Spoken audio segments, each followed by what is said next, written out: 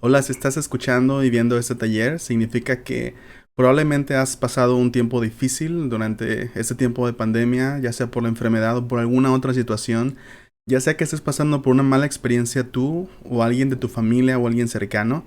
Le doy muchas gracias a Dios porque estás aquí, porque estás escuchando esto. Sé que Dios tiene para nosotros libertad, sé que tiene sabiduría para nosotros y esperanza. Y este taller, este estudio está pensado para personas como tú que desean saber cómo enfrentar la vida en momentos difíciles, cómo enfrentar la vida en momentos de sufrimiento y personas que desean encontrar esperanza aún en medio del sufrimiento. Mi nombre es Néstor Carrillo, soy pastor de la iglesia Renuevo La Paz y me da un gusto poder estar acompañándote este día y compartiendo un poco de la palabra de Dios que puede traer todas estas cosas a nuestro corazón, cosas que necesitamos. Así que vamos a comenzar este curso. Este taller está pensado para personas que están lidiando con experiencias así o para personas que desean saber cómo aconsejar a otras que están pasando por momentos de dificultad, por momentos de, de, de sufrimiento y vamos a qué es lo que Dios tiene para nosotros pues en este día. Y ese taller va a durar algunas semanas, todavía no estoy seguro cuántas semanas va a durar. Y al final de este estudio, que va a ser un estudio breve, vamos a tener una sala de Facebook disponible para que puedan entrar quien desee y poder tener tal vez una sesión de preguntas y respuestas, escuchar tal vez sus historias y poder orar unos por otros. Así que creo que la parte de la sala de Facebook donde podemos conectarnos y podemos platicar, creo que va a ser parte indispensable de este taller, así que te invito a que no te la pierdas.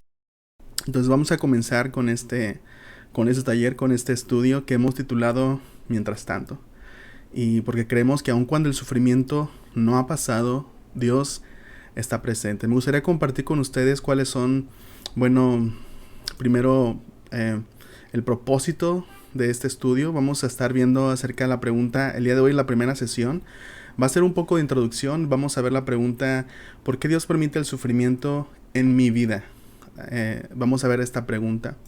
Y pensando en cuál es el propósito de este estudio, bueno, es buscar sabiduría, encontrar libertad y descubrir esperanza en medio del sufrimiento a través de una relación personal con el Dios que nos ama. Ese es el propósito de este estudio. Y es importante tener sabiduría porque cuando pasamos por dificultades es más fácil preguntar por qué, pero no siempre es posible saber la razón de por qué ha pasado lo que ha pasado. Pero preguntar cómo nos abre un abanico de puertas y de posibilidades, de respuestas que nos van a ayudar a saber cómo enfrentar la nueva realidad en la que estamos viviendo. También nos va a ayudar a encontrar libertad. Encontraremos libertad de las mentiras, libertad de la culpa, libertad de los mitos a veces que creemos acerca del sufrimiento en relación con Dios o en nuestra relación con Dios y cosas falsas en la cultura que muchas veces generan culpas, como decía, y generan vergüenza que no deberían estar ahí y a veces hacen más difícil todavía vivir la experiencia del sufrimiento. Y Jesús dijo, conocerán la verdad y la verdad los hará libres. También este curso nos ayudará a descubrir esperanza, o la palabra de Dios nos ayudará a descubrir esperanza. Y la esperanza no espera al que el sufrimiento pase, puede encontrarnos en medio de él, y esto es gracia. Así que no toda enfermedad o dificultad es pasajera. Y por eso es importante que comprendamos y que creamos que podemos encontrar esperanza aún en medio del sufrimiento. Ah, Finalmente, a través de una relación con Dios. No hay ideas o herramientas o disciplinas que puedan sustituir una relación personal y real con Dios, que finalmente es lo que necesitamos. Y al final la respuesta a nuestro sufrimiento es personal en esa manera, es única. Y solamente en Jesús podremos encontrar esas tres cosas de las que estamos hablando. Como decía, al final del video tendremos una sesión de preguntas y respuestas, así que te invitamos a quedarte.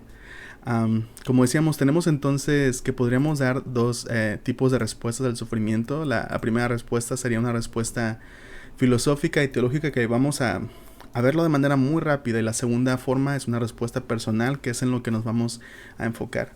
Bueno, una respuesta filosófica o teológica busca explicar cómo el sufrimiento puede existir en el mundo, sus fuentes y cómo la cosmovisión bíblica explica todo esto. Es decir, simplemente es comprender cómo funciona el mundo según la Biblia y por qué existe el sufrimiento y cómo funciona, de dónde viene, qué es lo que es verdad y qué es lo que es mentira. La Biblia comprende el universo como algo complejo. La creación de Dios está influenciada por tres aspectos básicos de la cosmovisión bíblica, tres verdades, y es lo que vamos a ver a continuación. Tenemos en este diagrama un ejemplo de la creación en la cosmovisión bíblica, es decir, ¿por qué vemos sufrimiento en el mundo? ¿Por qué vemos enfermedades? ¿Por qué vemos desastres? ¿Por qué vemos caos? ¿Por qué vemos injusticias? ¿Por qué vemos opresión? ¿Por qué vemos racismo? ¿Por qué vemos abuso? Y todas las demás cosas que podríamos preguntarnos. Y la Biblia comprende el mundo como algo complejo, no es algo simplista. Y una invitación que siempre hago es no tratemos de reducir el mundo a algo simple de tal manera que lo privamos de la complejidad que realmente tiene. Lo que la Biblia nos dice es que Dios creó un mundo perfecto. Esto comprendemos por esta parte de la creación. Dios creó un mundo bueno. La caída se refiere a que la creación fue manchada y distorsionada por el pecado. La creación fue sometida a una maldición y espera la libertad, dice Pablo en Romanos, de los hijos de Dios. Es decir, este mundo bueno que Dios creó y perfecto fue manchado por el pecado, y el pecado opera y trae muerte, trae destrucción. Vemos el desarrollo de enfermedades, vemos la maldad en las personas. Entonces vemos este segundo aspecto del universo, que es la caída. Y finalmente el tercer aspecto es la redención. ¿Qué significa esto? Que Dios está haciendo nuevas todas las cosas, que Dios comenzó algo a través de Jesús, de tal manera que busca traer la creación al diseño que Él pensó originalmente. Y finalmente, cuando Jesucristo venga, va a traer el cielo a la tierra, y finalmente la creación va a ser liberada junto con los hijos de Dios a esa libertad gloriosa de la muerte y de la presencia del pecado. Entonces vemos esta cosmovisión bíblica y vemos que entonces podemos ver evidencias de estas tres cosas en la creación. Podemos ver rastros de la hermosura en el diseño y la bondad de la naturaleza y de las personas también.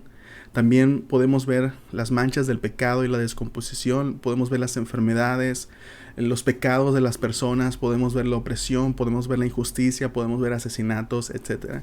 También podemos ver destellos de redención, personas, familias y comunidades que están poco a poco siendo transformadas por la actividad de Dios en el mundo, y a través de estas personas transformadas, Dios trayendo justicia y Dios trayendo libertad y Dios trayendo sanidad a un mundo que lo necesita.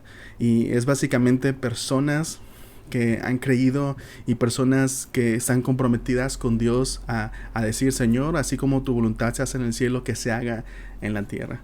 Así que vivimos en un mundo complejo y no debemos simplificarlo. Podemos ver cosas buenas en la naturaleza y en las personas, podemos ver también cosas malas, podemos ver sufrimiento y podemos ver la injusticia, y podemos ver también historias de redención de personas, como decía, familia y comunidades que son transformadas y que están uniéndose a Dios para traer de vuelta esa hermosura del diseño original de Dios y traer el cielo, una probada del cielo a la tierra, un adelanto del cielo a la tierra, que están trayendo libertad y que están buscando satisfacer necesidades, y comunidades que están buscando traer justicia a un mundo que lo necesita. Entonces, esa es una mirada muy general. Hemos hablado acerca de este tema en mensajes pasados y voy a dejarle el link en la descripción para que puedan acceder a este mensaje. Vamos a enfocarnos entonces en una respuesta personal. Cuando respondemos una pregunta como esta, no solamente estamos respondiendo una pregunta, sino que estamos respondiendo a una persona. Y para ustedes, algunos de ustedes que están viendo esto porque desean a lo mejor aconsejar a otras personas, o poder estar disponibles y preparados para aconsejar a otros, es bien importante recordar que no solamente estamos respondiendo a veces preguntas, estamos respondiendo a la persona. Vamos a comenzar a hablar de un ejemplo, el ejemplo de la historia de Job. La Biblia nos habla acerca de Job, un hombre que sufrió, y es bien interesante la historia de Job, que es lo que estamos viendo en los mensajes de los domingos. La Biblia no nos da una razón específica por la cual Job sufrió. Al final de su historia, Job nunca supo cuál fue la razón de su sufrimiento, y nosotros a lo mejor podemos leer la historia y podemos especular, pero realmente no hay una razón específica. Y especialmente para Job, él nunca supo la razón de su sufrimiento. Y es bien interesante pensar en su historia y por qué está contada de esa manera. Podemos preguntarnos por qué el autor hace esto. Y yo creo que el autor espera que quien lee la historia de Job asuma que la razón del sufrimiento no es que Dios no sea justo o bueno, o no es porque no esté presente o porque no nos ame. Esta manera de dejar al aire esta pregunta, de no responderla específicamente, es una invitación para comenzar creyendo y caminando como si asumiéramos el amor de Dios y la bondad de Dios como algo real. Es decir, como si partiéramos de decir, no estoy sufriendo porque Dios no me ame o porque Él no está presente o porque Él sea injusto. Esa es la invitación a partir de ahí a comenzar de esta manera. Es una invitación a creer radicalmente, a confiar radicalmente en Dios. Vamos a avanzar un poco y vamos a hablar acerca del ejemplo de Jesús. El ejemplo de lo que vemos en Jesús. Vamos a leer Juan capítulo 9, versículos del 1 al 3. Juan capítulo 9, versículos del 1 al 13. Y siempre que hablo acerca de este tema me gusta regresar a este versículo porque es algo muy claro y que pone en contraste a veces las mentiras y la verdad que Jesús tiene para nosotros. Juan 9, del 1 al 3 dice: mientras caminaba Jesús vio a un hombre que era ciego de nacimiento. Rabí, ¿por qué nació ciego este hombre?, le preguntaron sus discípulos. ¿Fue por sus propios pecados o por los de sus padres? No fue por sus pecados ni tampoco por los de sus padres, contestó Jesús. Nació ciego para que todos vieran el poder de Dios en él. Vemos entonces que Jesús va caminando con sus discípulos y se encuentran a un hombre que era ciego de nacimiento. Lo primero que los discípulos ven es el pecado. Es lo primero que piensan y es lo primero que preguntan. Y se dan cuenta que también están pensando en esta pregunta de ¿por qué nació así este hombre?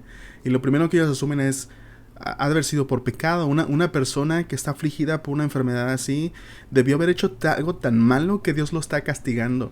Es lo primero que vieron y probablemente cuando tú has sufrido, cuando tú has experimentado una dificultad o a lo mejor has escuchado que con otra persona pasa, que a veces lo primero que las personas hacen es juzgar. A lo mejor dicen algo como: a lo mejor es porque estás alejado de Dios, o a lo mejor es porque no has ido a la iglesia, o a lo mejor es porque estás en algún pecado.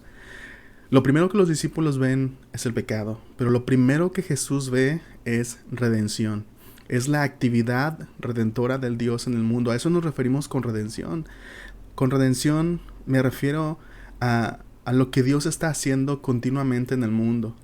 A traer el cielo a la tierra, a traer libertad, traer sanidad, traer salvación a las personas. Y no es algo solamente individual, que es algo global que Dios está haciendo. Ok. Lo que Jesús está diciendo cuando dice no pecó ni sus padres, sino es porque para que la gloria de Dios se manifieste a él, no significa que este hombre nunca haya pecado en su vida, pero Jesús está diciendo eso no es la razón. Jesús está diciendo que su enfermedad no es resultado del pecado, como es en la mayoría de los casos, que no es resultado del pecado. Lo que Jesús está diciendo, lo que significa también es que Jesús ve primero, lo que ve primero Jesús de la persona no es el pecado. Jesús no ve una persona y no dice, esta persona está pasando por esto por tal razón, sino que ve primero Jesús las huellas de la actividad de Dios a través de esa persona. Lo que Jesús está viendo es cómo esa persona va a entrar en la historia de Dios. No cómo Dios va a entrar en la historia de esa persona, aunque también podríamos verlo de esa manera, sino cómo esa persona va a entrar en la historia de Dios y cómo a través de esa persona, esta persona va a ayudar a que la historia de Dios sea contada y que otros puedan conocerlo. Es lo que Jesús ve, y qué manera tan radical de ver a una persona. Es decir, el contraste entre lo que los discípulos estaban viendo y lo que Jesús estaba viendo es totalmente diferente. Y vemos que lo que Jesús veía era algo hermoso. Hay muchas personas que al compartir sus necesidades o el sufrimiento, como decía ahorita, lo primero que enfrentan es juicio. O a veces cuando buscamos ayuda, lo primero que intentan hacer las personas es como arreglarnos. Como, es que a lo mejor algo te hace falta, a lo mejor no estás haciendo algo, a lo mejor no estás creyendo algo, y vamos a hacer primero esto, porque a lo mejor eso es lo que Dios quiere, y a veces no es así. Muchas personas lo que hacen es intentar de trazar una línea entre el sufrimiento y el pecado. Es que estás sufriendo por esta razón. Y no es así. Y vemos en el ejemplo de Jesús que Jesús traza una línea entre el sufrimiento y la actividad redentora de Dios. o por lo menos nos da una revelación de lo que pudiera estar pasando a través de esta persona. Em, y algo bien importante que mencionar es que cuando estoy hablando acerca de la actividad redentora de Dios, la estoy definiendo de esa manera porque la actividad redentora de Dios no necesariamente significa que Él va a remover la causa del sufrimiento. Lo que Jesús dice es, este hombre nació ciego para que la gloria de Dios sea manifestada en él. Y tenemos que entender esto, y la razón por la cual es importante que entendamos esto es porque muchas veces pensamos que la única razón para tener esperanza es que la enfermedad sea quitada, o que el sufrimiento sea quitado, o que la persona sea quitada. Cuando puede ser algo totalmente diferente. Cuando no necesariamente significa eso, sino que en medio del sufrimiento Dios puede usar el sufrimiento como un escenario para su gloria. Jesús traza una línea entre el sufrimiento y la actividad redentora de Dios. Y lo que eso significa es que el sufrimiento muchas veces es un escenario en el que Dios va a darse a conocer personalmente, pero también públicamente.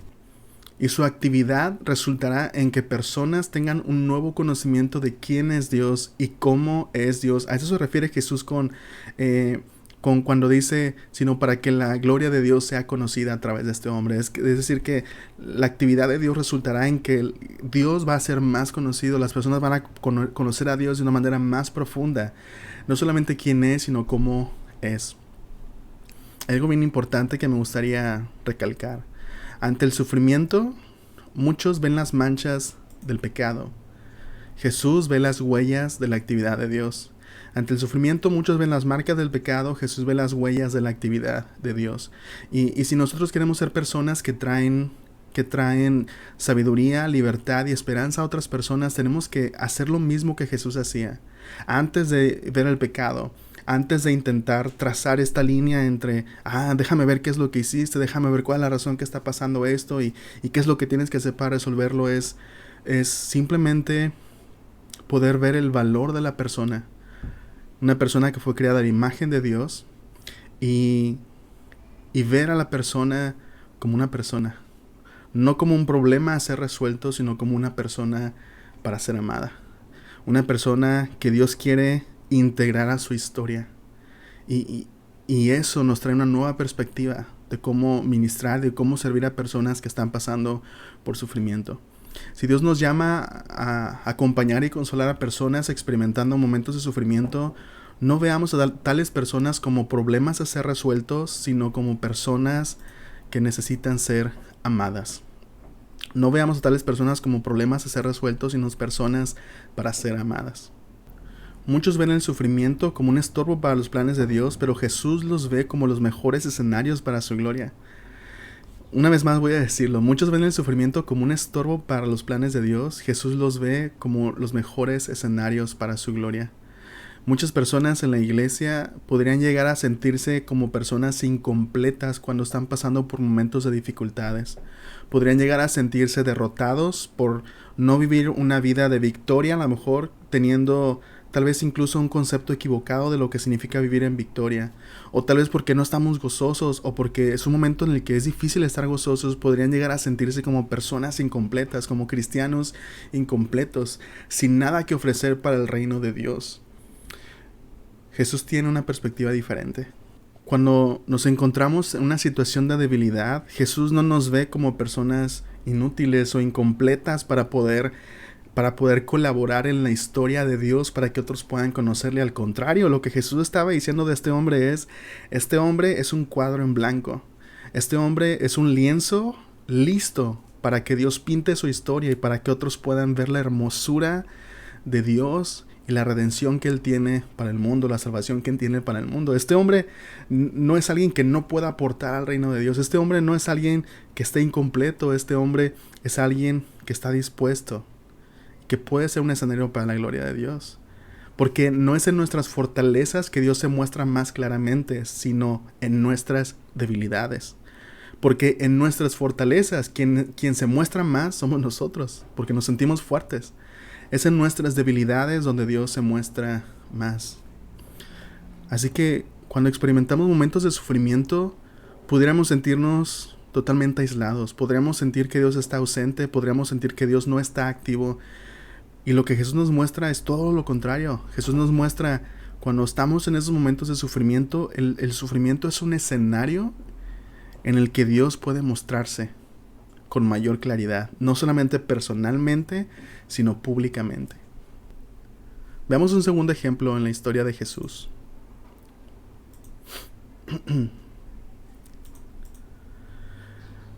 En Juan capítulo 11, versículos del 32 al 35. Cuando María llegó y vio a Jesús, cayó a sus pies y dijo: Señor, si tan solo hubieras estado aquí, mi hermano no habría muerto. Cuando Jesús la vio llorando y vio que los demás se lamentaban con ella, se enojó en su interior y se conmovió profundamente. ¿Dónde lo pusieron?, les preguntó. Ellos le dijeron: Señor, ven a verlo. Entonces Jesús lloró.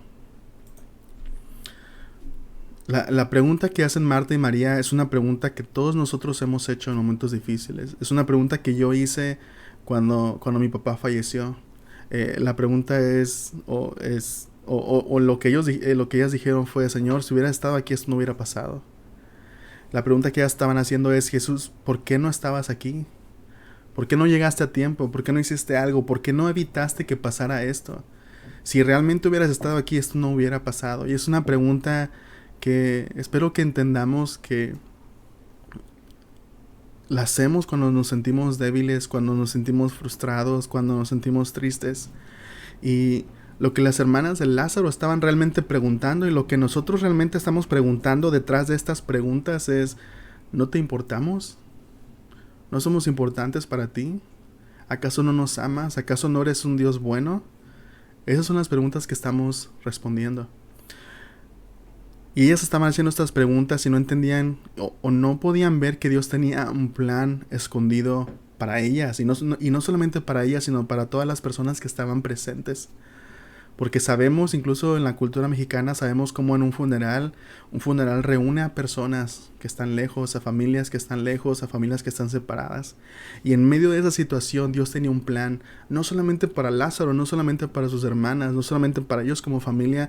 Dios tenía un plan mucho más grande que ellos. Es a veces algo que tenemos que recordar, que muchas veces la razón, una de las razones por las cuales es difícil comprender a veces el por qué, es porque cuando preguntamos: Señor, ¿por qué está pasando esto?, nos enfocamos en nosotros. Y no nos damos cuenta o olvidamos que la perspectiva que Dios tiene es una perspectiva mucho más grande, un propósito mucho más grande, una historia mucho más grande en la que Él quiere que seamos parte. Es por eso que muchas veces la Biblia no nos dice cuál es el propósito que Dios tiene o la razón por la cual Dios permite el sufrimiento en nuestras vidas, sino que nos invita a creer que Dios nos ama. Y vemos a Jesús en esta escena. Vemos a Jesús y leemos capítulos anteriores. Sabemos que Jesús sabía todo lo que estaba pasando y que Jesús planeó el llegar después de que Lázaro muriera. Y vemos que Jesús no llega tarde, Él llega justo cuando había planeado llegar. Pero eso no significa que Jesús no se conmueva, que sea frío y que el hecho de conocer todas las cosas o más que nosotros lo haga sentirse como despegado de nuestros sentimientos o de nuestro dolor. No, dice aquí que Jesús lloró. Jesús se compadece de nosotros y Jesús nos acompaña en nuestro dolor. Él está con nosotros. Déjame decirte algo bien importante. Tal vez Jesús no ha respondido de la manera en la que esperabas, pero eso no significa que no te ame, no significa que esté ausente y no significa que no tenga una buena razón. Simplemente significa que no sabemos. Una vez más, tal vez Jesús no ha respondido como de la manera que esperabas, pero no significa que no te ame, no significa que esté ausente y no significa que no tenga una buena razón. Simplemente significa que no sabemos. Y muchas veces no vamos a saber cuál es la razón por la cual Dios permite el sufrimiento en nuestras vidas, pero sí sabemos cuál no es la razón. No es porque Dios es injusto, no es porque Dios no nos ame, no es porque Dios no está presente. Y pareciera que no es mucho, pareciera que declarar estas tres cosas no es mucho, pero creer esas tres cosas radicales, creer que nos ama, creer que está presente y creer que Él tiene un plan bueno, va a permitirnos comenzar a caminar con sabiduría, con libertad y con esperanza de la mano de Dios. Con sabiduría, porque ya no estaremos tomando decisiones con base en mentiras o en base en ideas equivocadas, sino con base en la verdad de su amor y libres de las mentiras. Libertad, porque no cargaremos con el peso de la culpa o de sentirnos incompletos al saber que en medio del sufrimiento hay esperanza y que en medio del sufrimiento, el sufrimiento es solamente un escenario más para la gloria de Dios, para que Dios haga algo en nuestras vidas y para que otros puedan verlo. Y esperanza, porque estaremos alertas para poder identificar las huellas de la actividad de Dios, la actividad restauradora de Dios en nuestras vidas. Voy a terminar y me gustaría compartir con ustedes algunas preguntas de reflexión. Al final, como decía, este video va a haber una sala de Facebook disponible para que puedan entrar y poder hacer una sesión de preguntas y respuestas o hacer comentarios. Y va a estar el link de la sala en la descripción del video.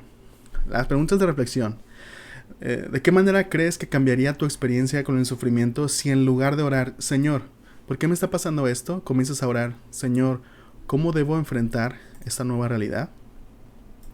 La segunda pregunta, ¿cómo puedes ayudarte a ti mismo o a otra persona a recordar y creer radicalmente y continuamente en el amor y la presencia de Dios en medio del sufrimiento cuando Dios se siente más lejano? ¿Cómo puedes ayudarte a ti mismo o a otra persona a recordar esto? Y los invito a pensar en cosas prácticas y cosas que podamos hacer cada día. Y la tercera pregunta, al escucharte a ti mismo o a otra persona cuando comparten sus experiencias con el sufrimiento, ¿cuáles son las mentiras y los mitos que comúnmente creemos? Y a lo mejor una pregunta complementaria sería, ¿hay alguna culpa o vergüenza relacionada con el sufrimiento que no debería estar ahí? ¿Hay alguna culpa o vergüenza relacionada con el sufrimiento que no debería estar ahí? Me gustaría terminar con esto. Ante el misterio del propósito del sufrimiento, somos desafiados a creer radicalmente en su amor, su presencia y su actividad redentora. Si partimos de esta fe, tomaremos decisiones sabias, seremos libres de las mentiras y podremos encontrar esperanza en medio del sufrimiento. Si estás listo, acompáñanos en la sala de Facebook y vamos a continuar.